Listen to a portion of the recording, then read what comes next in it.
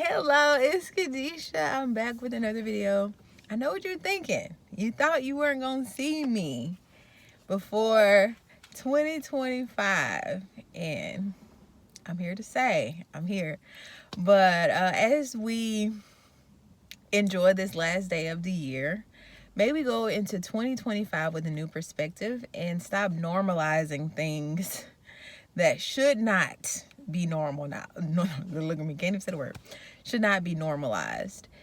And I have a few things, and of course, I'm sure we can all think of some things that has been normalized in our existence that before, or even as we were a child, were considered taboo. But a couple things that I wanted to mention is one, I was watching a movie. So a lot of these things come from when I'm listening to something, and so I'm like, oh, okay. So yeah, I was watching a movie yesterday, and we have to stop normalizing toxicity.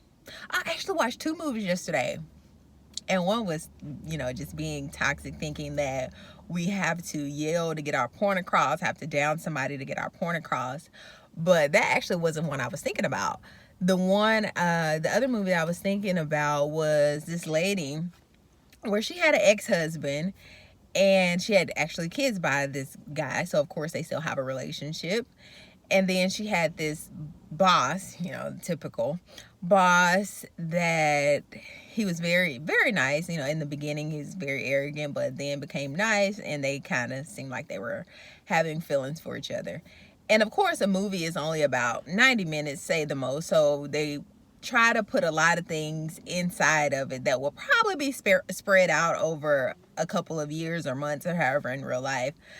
But we just really have to make sure that we're not allowing these movies to dictate the way that we live our life, or thinking that it's okay because it's happening so fast in the movie that we expect it to happen in our lives. But anyway, so in this movie, her ex-husband seems to, like, I think he was like an up and coming entrepreneur type of thing, and he was trying to promote his business. I think he was like a music producer. I think that's what it was. And then he was like finding artists and stuff. So basically, they, at the beginning of the movie, they were just trying to co-parent, but then of course she kind of still has feelings for her ex and all this, but he kind of makes a move on her too. I guess he's feeling the same way, and so they kind of like, yes.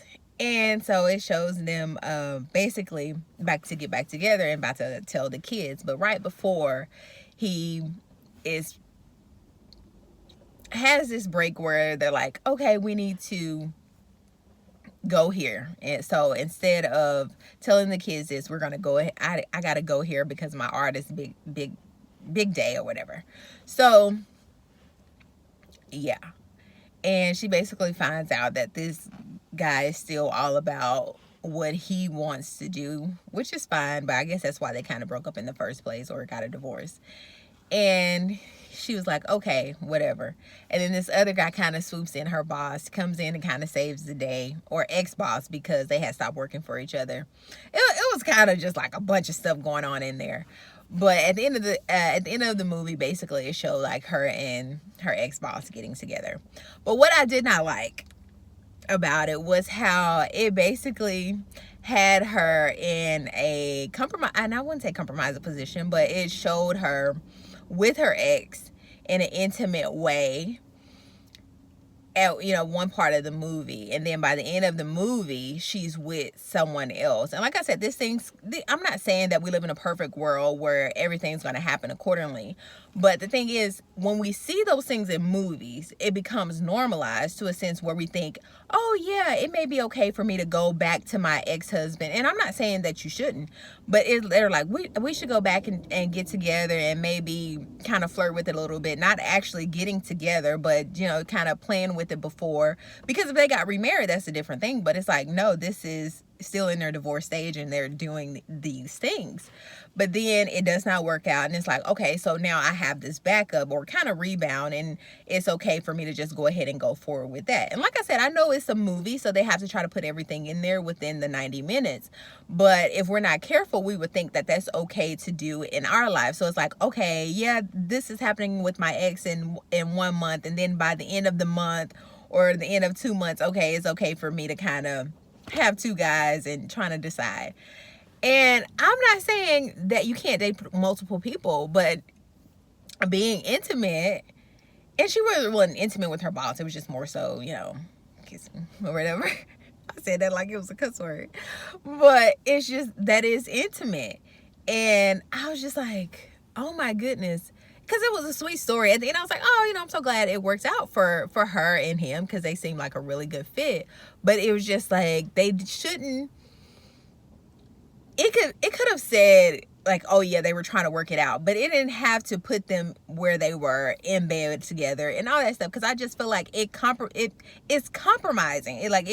It makes us, our head goes out the window. Like, we don't think straight when these things happen. And so I just want us to basically think about things before we start doing it, because it's going to make an impact on your life. And another thing that I saw was us basically promoting being unhealthy. And I'm not saying that every person that is of a smaller size is healthy, because we know that's not true either. And what was I gonna say?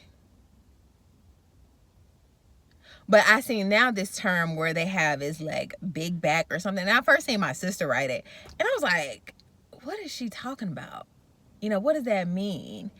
But they're basically, I don't know if they're like making fun of it or whatever, but I think, like, of course we have unhealthy lifestyles. We do need to, I'm not saying be insecure about your weight or whatever, but I'm saying not promoting or encouraging the things that is necessarily not good.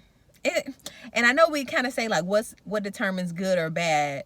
We all have a more moral compass. And of course, the more you don't listen to your moral compass, the more we get out of that sense of knowing what is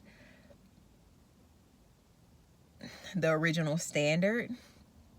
And I know that that is relative, but we know we should not encourage unhealthy choices. We know this. Like, this is something we know.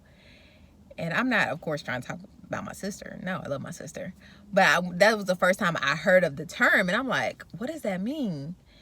And I'm not on social media as much, so I don't get to partake in the things that people say and do. Oh, like, I'm about to pay attention, because I got places to be. But yeah, so let us go into 2025. I'm not going to hold you any longer. Let's go into 2025, not normalizing things that shouldn't be normalized, or actually promoting things that are not even of importance, if that makes sense. And not to say that love or being in a relationship isn't important, but it's just like making sure we're more so having a self-love, which will overflow into other relationships and make us all have better decisions, in my opinion. So yeah, I kind of went all over the place with this video, but I hope you were able to grab some nuggets and be able to carry them into 2025, so that we're able to just have a better generation moving forward and realize what's truly important. And of course, in my opinion, is walking in your purpose, your God-given purpose. So thank you so much for watching this video. And like I always say, sea cambio que quieres ver en otros. Until next time, bye. Or should I say next year? Bye.